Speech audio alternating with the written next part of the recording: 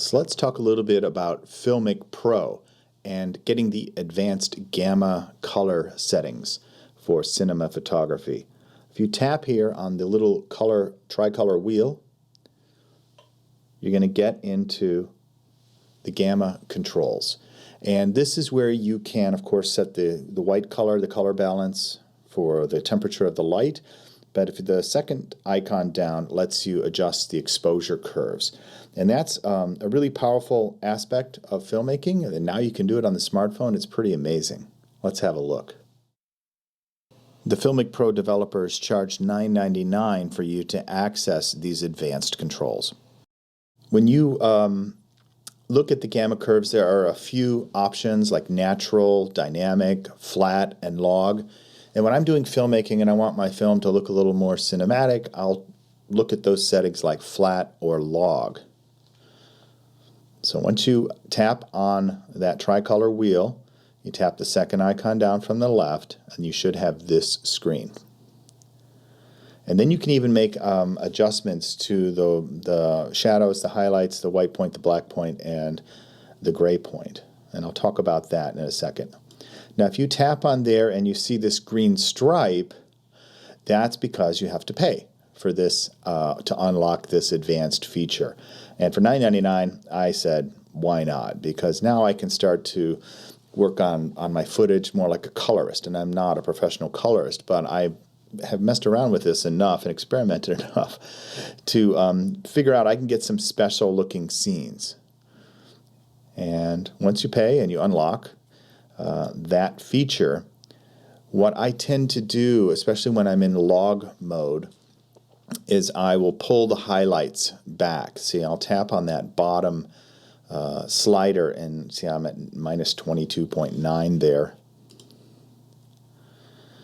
And what that tends to do, and the reason I'm not saying I'll always go to minus 22.9, but what I'm going to do is try to get the histogram there. If I make that bigger, this histogram, which is this looks like a mountain and going off, and that histogram is showing the light information that's coming into the sensor. So I want more of that information to be on the right side, so that's why I pulled that highlight over. So it's called exposing to the right, and that's kind of a technique that I've learned works well with this camera setting for FiLMic Pro. And now when you're filming at like 4K in log mode with the anamorphic lens at FiLMic Extreme setting, you know, the maximum quality you can get out of this device, of course those clips are not going to be allowed to be saved to the camera roll. And I do make a preset for this, and where it stores the clips is within the app. The way you get the clips out of the FiLMic Pro app and into your Final Cut Pro is to open up the iTunes and then scroll to the bottom once you've connected your device, and you will see the FiLMic Pro app there and all of your beautiful clips. So once you've done some log filming, again, try to expose to the right so that you're capturing more highlight information, and then transfer your files into FiLMic Pro, and this is what your footage is going to look like. It's going to look a little washed out. But don't worry, now that it's in FiLMic Pro, we can look at some ways to restore the colors, and the reason for doing this is to get such a broader dynamic range. So here it is. We're just looking at the boat there, entering the spree. So let me pause it, and let me just select that clip. And if you go on the clip info, which is up on the top right there, if I click on info, I could audition some log processing. Now there's nothing here that says FiLMic Pro, and maybe in the future there will be. But for cameras that have log gamma, like an ARRI camera, a really professional cinema camera, German made, or a Blackmagic, or a Canon log, or Sony S log, you can audition and see, wow, that looks horrible, right? Or S log 3. So for some shots, these lookup tables that are built into Final Cut Pro on the clips probably aren't going to help you too much. So in this case, I say it's not helping me. I'll go none. But that's always a first step. And it's going to depend on the scene that you've filmed. Another way to actually work on the exposure values and restore your log footage is to go into the color board. So I'm going to go Show Color Board. I've still got the clip selected.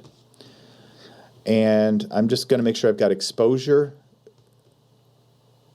settings, and I'm going to bring that middle one down. That's the midtones. And now you can see it starts to restore a lot of the details. And then I might look at the highlights. If I pull it down, it'll get more of the clouds. And then sometimes I like to crush the black, so I'll just bring the blacks down too. So I get a nice, very contrasty image. And now you can see after. Here's the boat coming.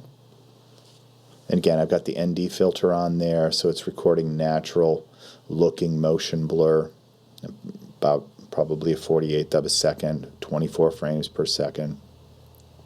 So I can get a nice scene there restored from log. And then at that point, if I wanted to apply a lookup table, I'll probably use something from Motion VFX that I bought called LUT. Now that's a plugin. It costs $49.95. And once you select LUT, special effect here, you can drag it over your clip, and then you can choose from a menu of some presets, and they're pretty cool. To see that, I'm going to go back to and make sure I hide the color board.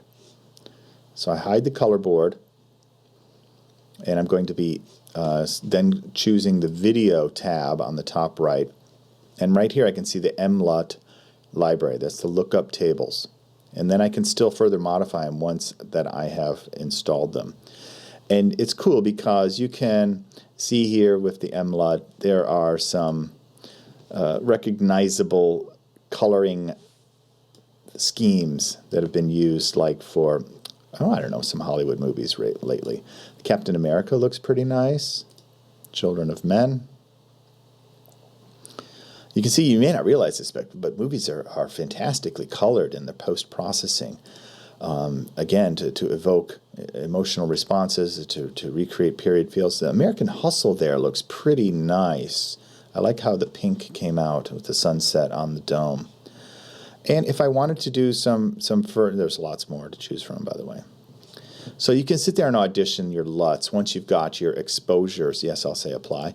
Exposures recalibrated to the image. So you can see that washed out image became very, very dynamic looking. And I'll just play it a little bit bigger here.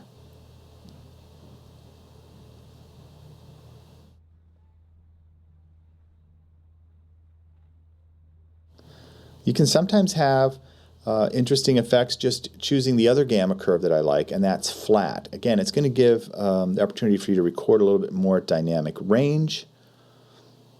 And for this flat one, I'd like to maybe just change locations a little bit and see what we can do with some footage that was recorded in Egypt.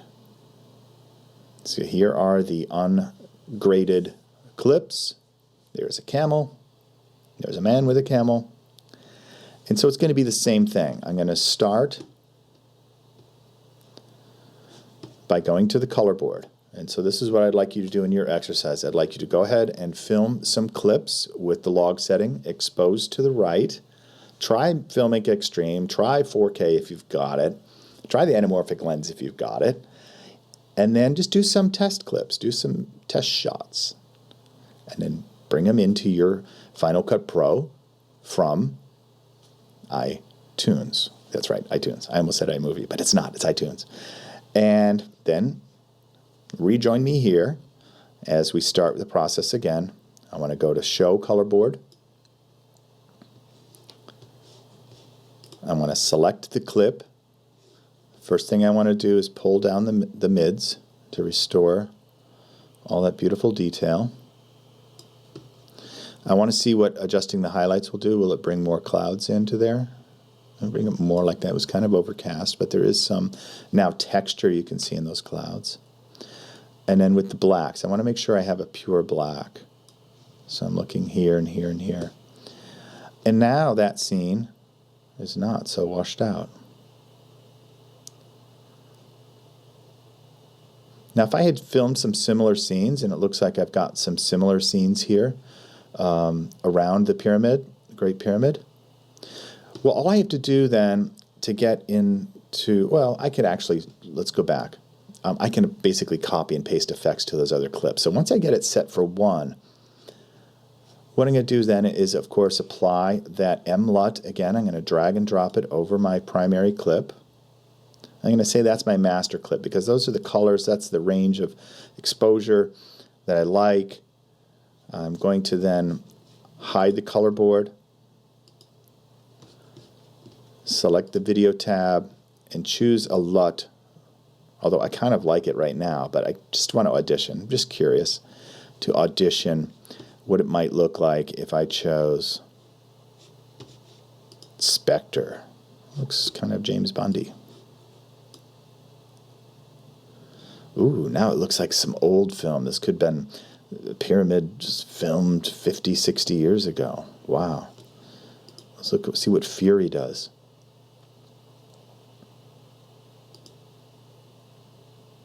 Ooh, very blue. 12 Years a Slave. So color lookup tables are a very sophisticated technique. It's actually replacing, doing color replacement. It's not necessarily a filter. It's not a filter at all. It's actually much more programmatic. Now, 12 Years a Slave, that just looks like an electric scene now. Let's say I say okay on that. Now I've got exposures calibrated for a master scene, and I've got a color lookup table applied. To copy this to any other clips, I'm just going to go Apple C, or I could go up here and say copy effects, pretty sure. You just go copy.